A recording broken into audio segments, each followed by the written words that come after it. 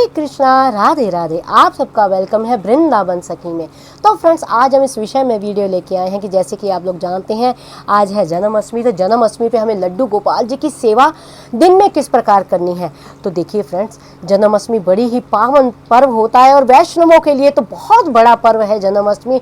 जन्माष्टमी हम लोग बड़े धूमधाम से मनाते हैं और पूरा साल हम इंतज़ार करते हैं जन्माष्टमी कब आएगी। जन्माष्टमी का एक अलग सा उत्साह हमें रहता है और इस दिन जो हमारे प्यारे हैं इनका प्रादुर्भाव होता है, यानी तारनहार प्यारे प्रकट होते हैं, आनंद कंद प्यारे जो हैं भक्तों को दर्शन देने के लिए प्रकट होते हैं और बहुत धूमधाम से हम जन्माष्टमी को मनाते हैं। देखिए जन्माष्टमी, कुछ लोग कहते हैं जन्माष्टमी तो रात्रि की होती है, जन्माष्टमी तो रात्रि को मनानी चाहिए, लेकिन नहीं, जन्माष्टमी तो पूरे दिन की होती है। और जन्माष्टमी पे हमें किस तरह लड्डू गोपाल जी की सेवा करनी है, तो देखिए सबसे पहले तो आपने सुबह जल्दी उठ जाना है। उठ के सबसे पहले आपने पूरे घर की सफाई करनी है, घर की मुख्य दहलीज को साफ करना है, पूरा घर चमकाना है और फिर उसके बाद आपने खुद स्नान करना है। स्नान करने के बाद आपने ठाकुर जी को उठाना है और ठाकुर जी को पंचामृत से स्नान, रात्रि को तो आप पंचामृत से स्नान कराएंगे, सुबह भी आपने ठाकुर जी को पंचामृत से स्नान कराना है और सुंदर और नए वस्त्र, यानी रात्रि को तो हम नया जोड़ा गोपाल जी को धारण कराएंगे, सुबह भी एक नया जोड़ा आपने गोपाल जी को धारण कराना है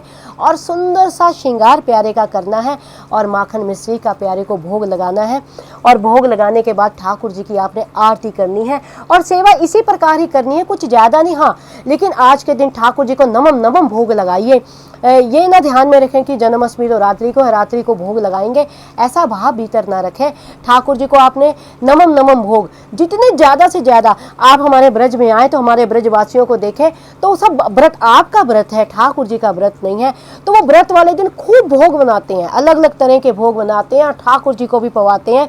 ये भाव से कहते हैं आज तो प्यारे का जन्मदिन है तो क्यों ना ठाकुर जी को अलग अलग तरह के भोग खिलाएं, अलग अलग तरह से। देखिए जो ये हमारे प्यारे हैं ना, ये भोग के रसियां हैं, प्यारे को भोग अति श्रृंगार अति प्रिय है और भोग अति प्रिय है। तो सुंदर सा प्यारे का सुबह भी आप श्रृंगार करें और नए नए भोग ठाकुर जी को सुबह दोपहर शाम को लगाएं। और रात्रि के समय मैंने आपको बताया ही है, कुछ लोग तो संध्या होते ही ठाकुर जी को जन्म के लिए ठाकुर जी को खीरे के अंदर डाल देते हैं, लेकिन आपने, मैं यह कहूँगी कि आपको संध्या के समय नहीं, जब 12 बजने वाले हों उससे थोड़ी 10-15 मिनट पहले ठाकुर जी को, मैंने वीडियो डाल रखा है किस प्रकार जन्म कराना है, तो ठाकुर जी को आपने जन्म कराना है और जैसे 12 बजे तो जन्म कराना है और ढोल नगाड़े या थाली ताली घंटी बजा के प्यारे को नंद घरिया नंद भयो जय कन्हैया लाल की, ये गाते हुए और ठाकुर जी के मंत्रों को गाते हुए स्तुति करते हुए प्यारे का जन्म कराना है। उसके बाद प्यारे को पंचामृत से स्नान कराना है आपने,